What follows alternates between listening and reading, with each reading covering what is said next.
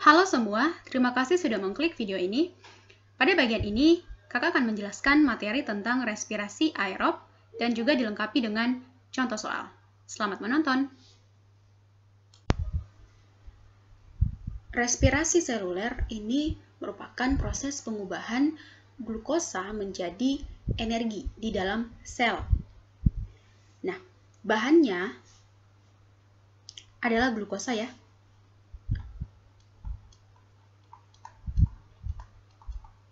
Glukosa ini rumus molekulnya C6H12O6.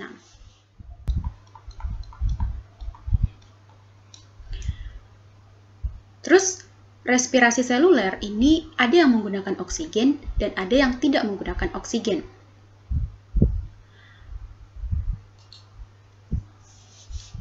Kalau dia menggunakan oksigen, itu disebut respirasi aerob.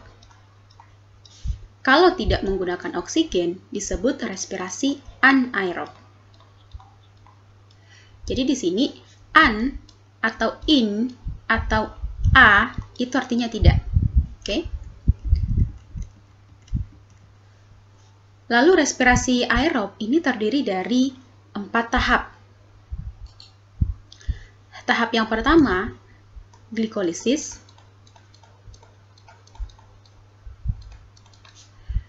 Tahap yang kedua, dekarboksilasi oksidatif.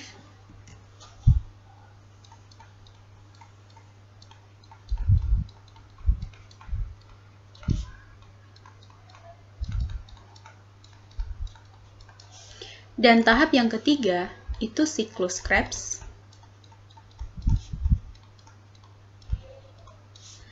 Tahap yang keempat, transport elektron dan fosforilasi oksidatif.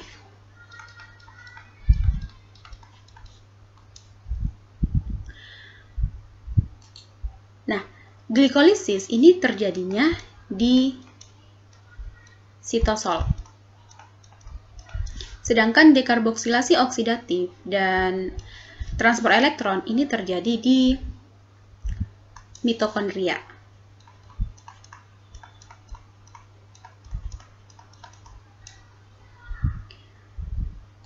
Sekarang kita lihat mitokondria. Mitokondria ini organel yang mempunyai 2 membran. Yang bagian luar ini disebut membran luar.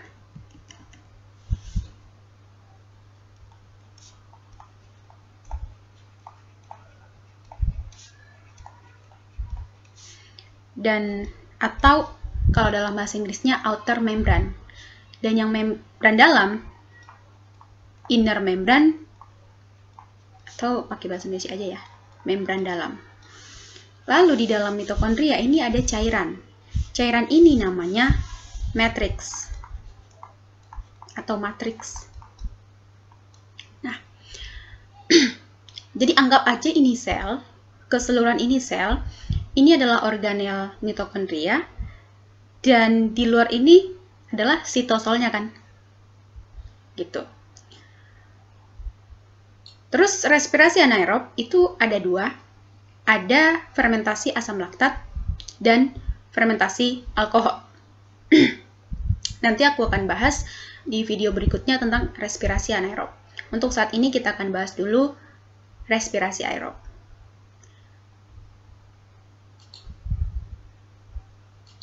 Ya, respirasi aerob ini tadi menggunakan oksigen dan anaerob tidak menggunakan oksigen. Karena kita akan bahas respirasi aerob, berarti di sini bahannya glukosa ditambah dengan oksigen akan menghasilkan karbon dioksida tambah H2O tambah energi. Energi yang dalam bentuk ATP. Nanti ketika ATP dipecah menjadi ADP plus P, itu energinya lepas. Gitu. Kita masuk di tahap yang pertama. Tahap yang pertama adalah proses pengubahan glukosa ini menjadi asam pirufat. Itu prosesnya glikolisis. Jadi tahap yang pertama, glukosa akan diubah menjadi asam pirufat.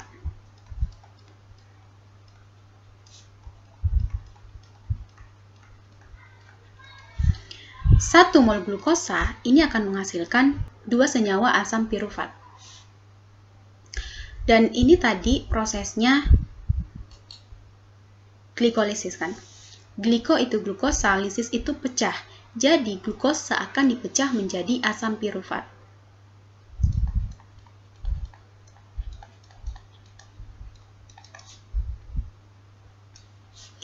Selain asam pirufat, glikolisis juga akan menghasilkan ATP.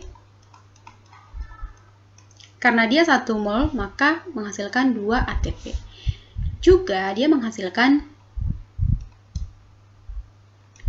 2 NADH.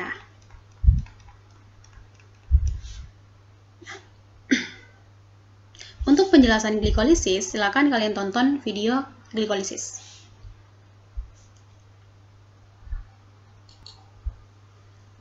Oke, tahap yang berikut, asam pirufat ini akan dibawa ke dalam mitokondria. Jadi ingat ya, proses pengubahan glukosa menjadi asam pirufat ini terjadi di dalam sitosol. Jadi ini yang putih ini sitosol, yang ini tadi mitokondria. Nah, jadi 2 asam pirufat akan diubah menjadi 2 asetil koenzim A.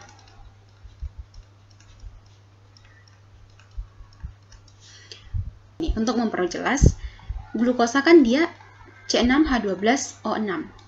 Diubah menjadi pirufat, pirufat itu C-nya 3. Oke. Yang dari C-nya 2 diubah menjadi C3.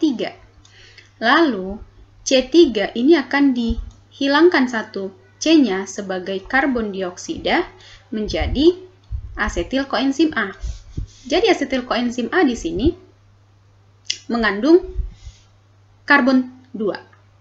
Kenapa? Karena satu karbon keluar sebagai karbon dioksida. Karena ada 2 asam pirufat, berarti 2 kali proses kan? Maka karbon dioksidanya ada 2. Dan prosesnya tadi dinamakan dekarboksilasi oksidatif. Kita singkat aja di sini DO. Lihat nih kata-katanya. Dekarboksilasi oksidatif. D itu pengurangan kan? Karboksilasi. Karbonnya yang dikurangin. Maka karbonnya dikurangin keluar sebagai karbon dioksida. Tinggallah asetil koenzim A berkarbon 2. Oksidatif. Kalau oksidatif artinya asam pirufat ini akan mengalami oksidasi. Kalau dia mengalami oksidasi berarti kehilangan hidrogen kan?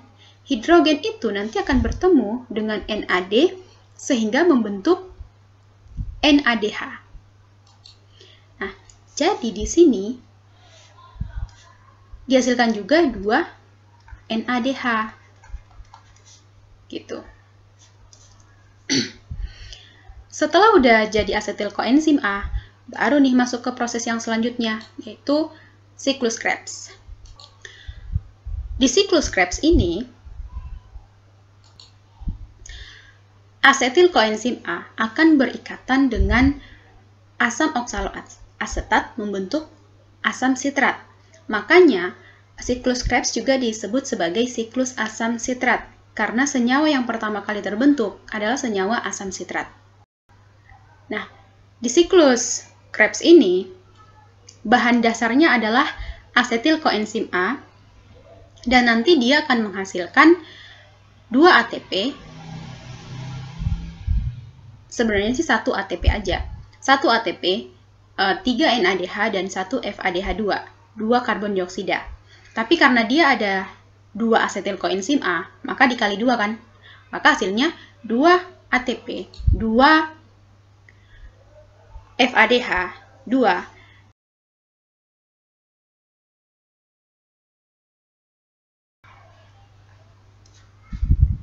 2 ATP, terus 2 FADH2, 6 NADH, 2, dan 4 CO2. Nah, kalau kalian pengen tahu proses lengkap tentang siklus Krebs, silakan komen di bawah, nanti akan aku buatkan. Nah, sekarang coba kita hitung bersama. Ada berapa ATP yang sudah dihasilkan?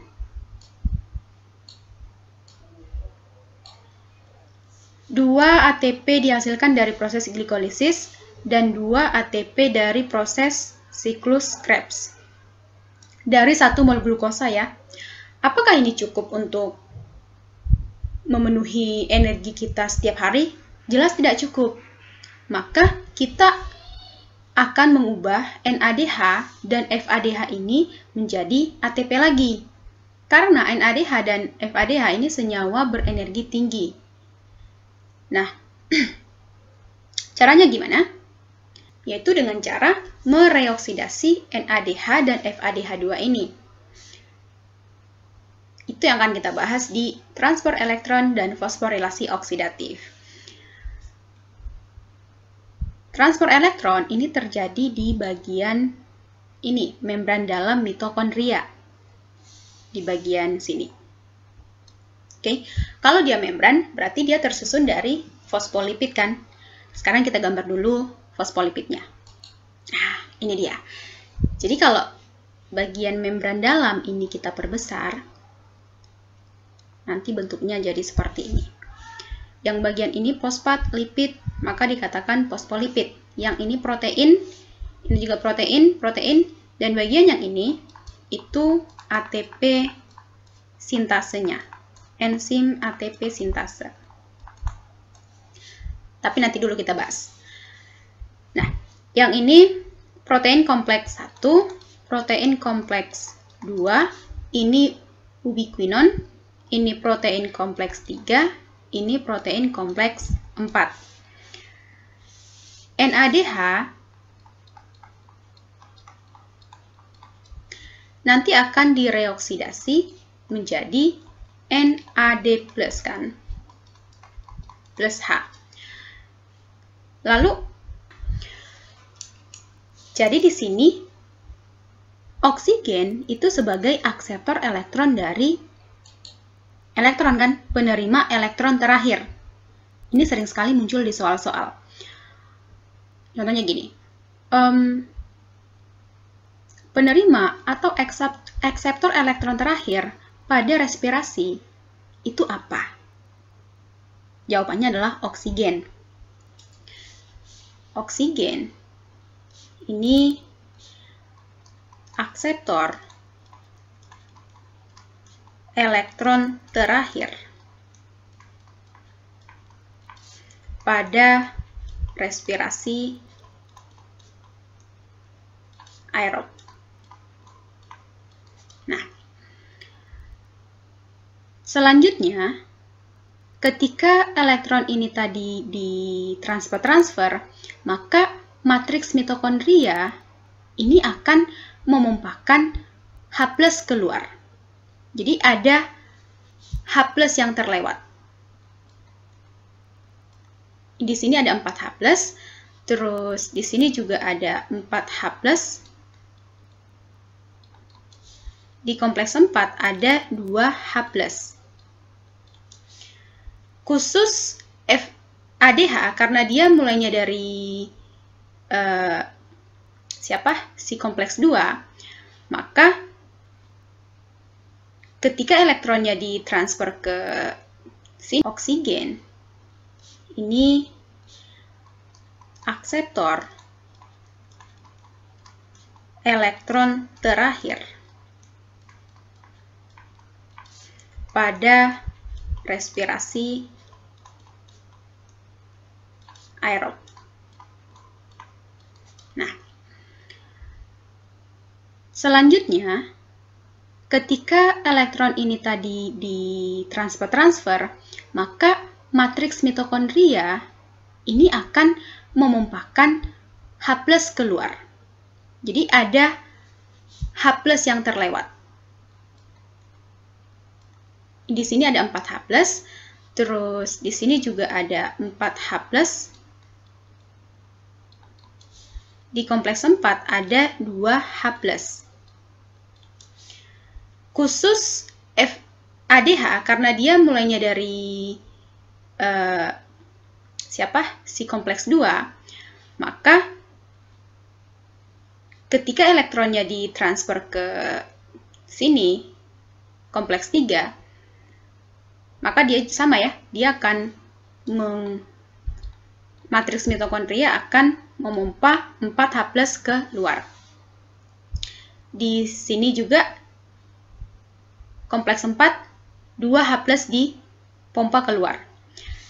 Berarti kesimpulannya 1 NADH itu memompa berapa H+? 4 tambah 4, 8. 8 tambah 2, 10 kan? 10 H+. Dan 1 FADH ini memompa berapa? Dia kan lewatnya dari sini kan? 4 tambah 2, 6 H+. Dan karena matriks mitokondria memompa H+ keluar, maka di dalam sini H+-nya jadi berkurang kan? H+ ini harus dipompa lagi ke dalam sini. Caranya melewati ini dia, si ATP sintase. Nah, 1 NADH akan menghasilkan 10 H+.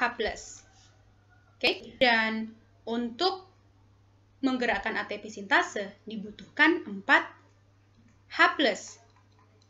Berarti 10 H+ ini akan menghasilkan 2,5 ATP. Lalu 1 FADH 2 akan menghasilkan 6 H+. Ya kan? Sama, untuk menggerakkan ATP sintase dibutuhkan 4 H+. Maka 6 H+ akan menghasilkan 1,5 ATP. Jadi, intinya 1 NADH akan menghasilkan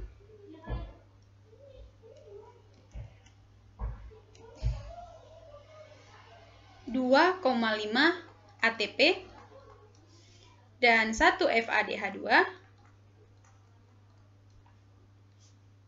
menghasilkan 1,5 ATP. Nah, tapi ini perhitungan di buku-buku biokimia.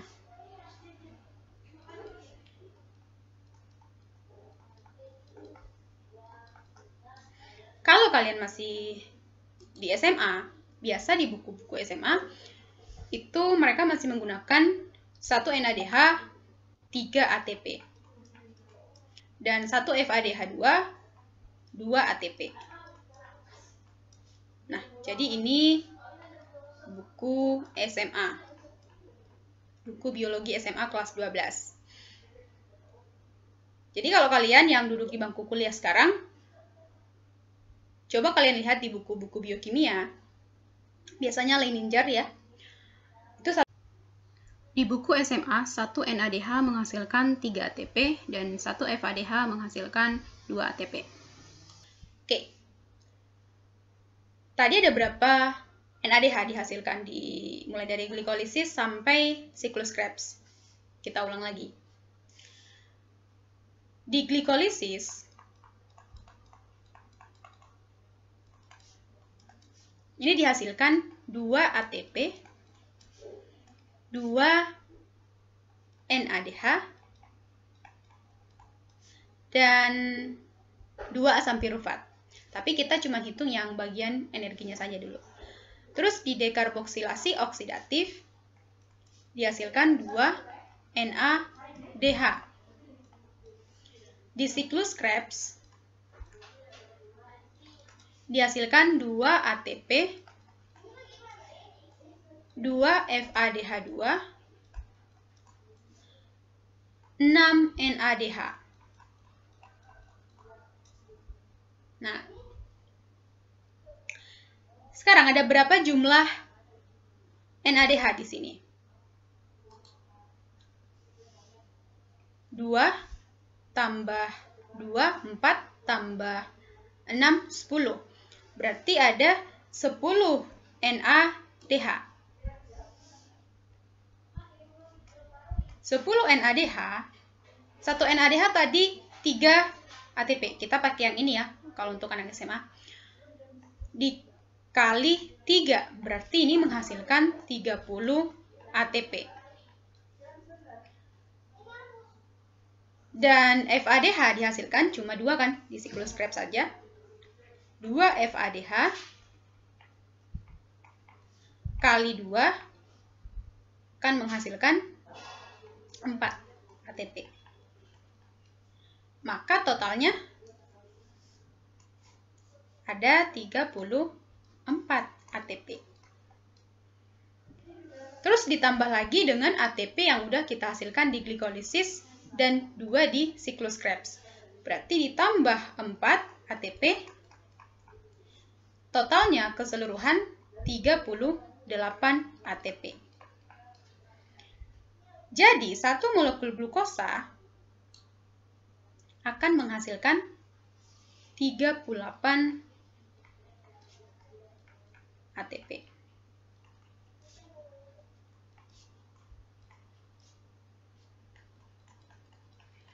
Nah, tapi kalau di buku-buku lain dituliskan begini, 38 atau 36 ATP.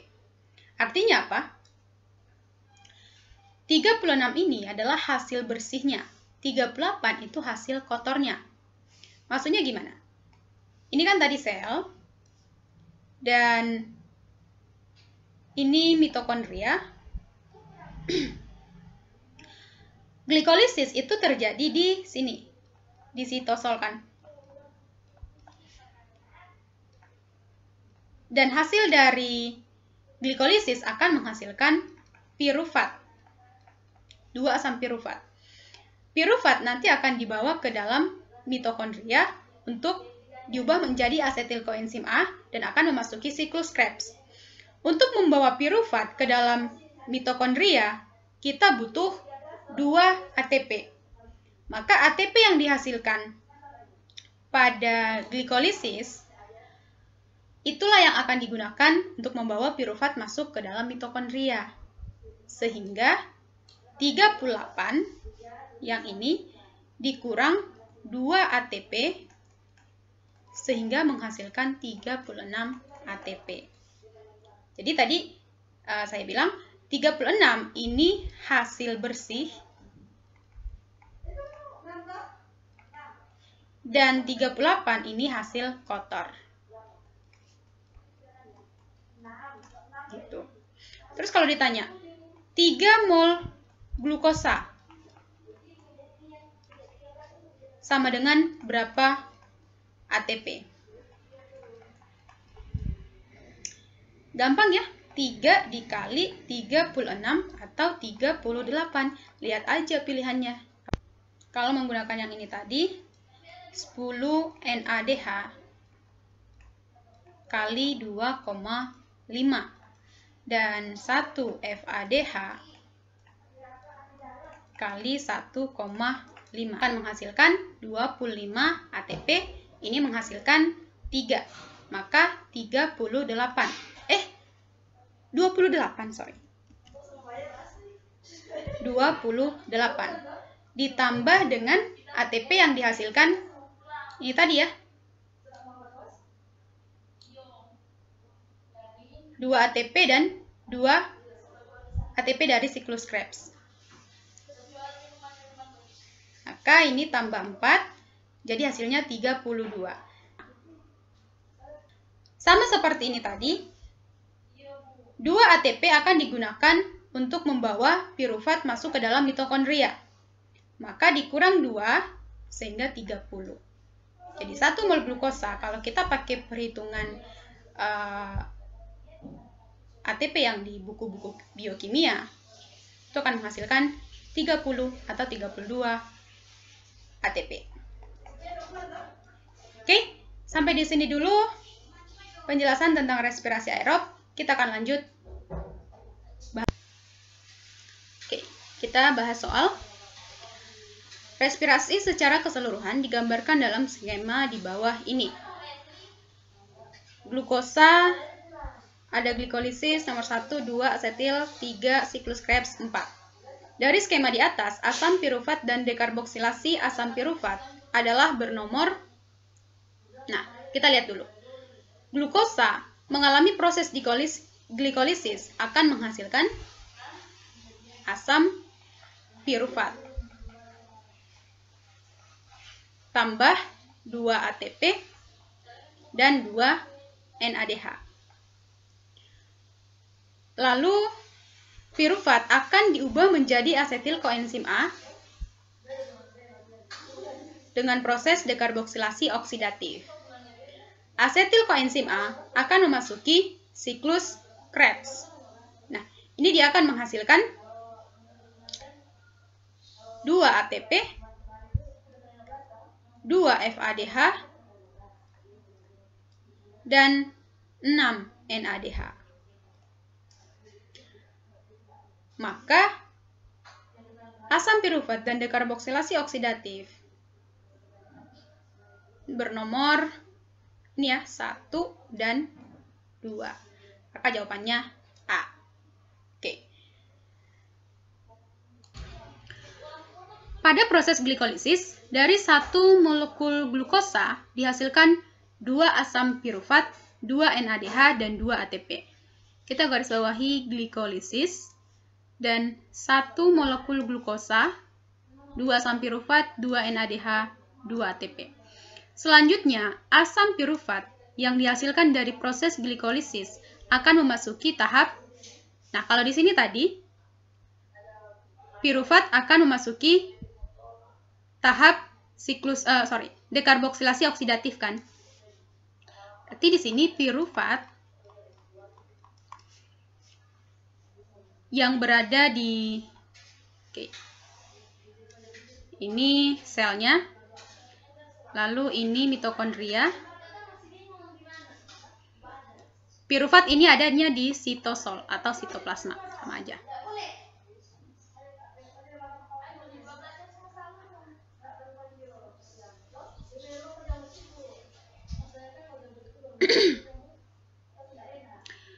Pirufat nanti akan dibawa ke dalam mitokondria untuk memasuki tahap dekarboksilasi oksidatif. Dan dekarboksilasi oksidatif terjadi di mitokondria, khususnya di dalam matriks ini. Oke. Berarti kita lihat nomor A. Akan memasuki tahap dekarboksilasi oksidatif. Dekarboksilasinya benar di dalam membran luar mitokondria. Salah ya, membran luarnya salah. Harusnya dia terjadi di dalam matriksnya. Terus B. Siklus Krebs di dalam membran dalam mitokondria. Salah ya, dia juga terjadi di dalam matriksnya. Siklus Krebs di dalam sitosol. Jelas salah, dia di mitokondria. Transfer elektron di dalam membran dalam mitokondria. Nah, ini betul. Transfer elektron di dalam matriks mitokondria. Salah. Maka jawabannya adalah D. Nah, sekarang yang berikut. Perhatikan skema berikut ini. Glukosa tambah oksigen akan menghasilkan CO2 tambah H2O tambah ATP. ADP plus P menghasilkan ATP. Asam amino menghasilkan protein, yang merupakan proses katabolisme. Proses katabolisme itu membongkar senyawa-senyawa kompleks menjadi senyawa-senyawa sederhana. Membongkar, memecah, menguraikan, sama aja. Sekarang cari nih, mana di sini yang membongkar. pasti ya, glukosa tambah oksigen nanti akan menjadi CO2 tambah H2O. Ini respirasi kan? Maka nomor 1, iya. Lalu ini, ADP tambah P jadi ATP. Terus ATP jadi ADP plus P. Ini ya, ATP plus P, ini artinya dipecahkan.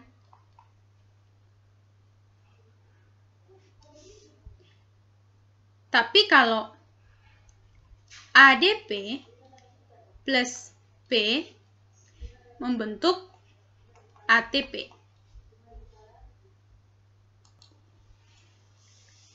Ini dia membentukkan. Lalu asam amino diubah menjadi protein. Protein ini kalau dipecah-pecah akan menghasilkan asam amino. Berarti harusnya supaya dia katabolisme, prosesnya harus seperti ini. Maka jawabannya adalah yang memecah ya. Yang memecah di sini nomor 1 dan nomor 3. Karena nomor 2 itu kan dia membentuk. Kalau dia membentuk berarti masuk di anabolisme.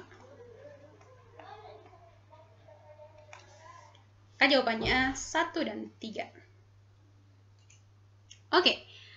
Sampai di sini dulu untuk pembahasan materi dan contoh soal tentang respirasi aerob. Kita akan lanjut respirasi anaerob.